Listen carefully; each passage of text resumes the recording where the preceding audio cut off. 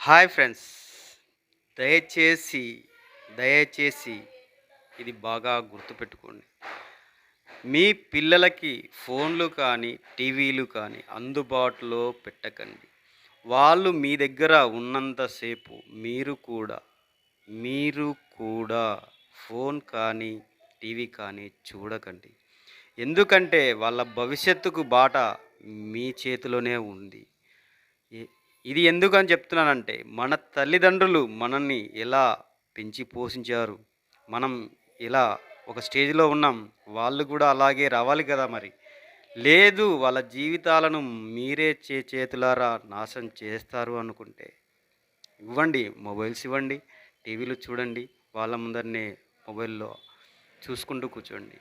ఇది గమనించండి. దీనివల్ల చాలా నష్టం. మీ పిల్లల భవిష్యత్తు మీ చేతిలోనే ఉంది. ఉంది. ఇది గమనించి ఇకనైనా మార్పు తెచ్చుకోండి. లేదంటే మీ పిల్లల జీవితం మీరే చేతులారా నాశనం చేసిన వాళ్ళవుతారు.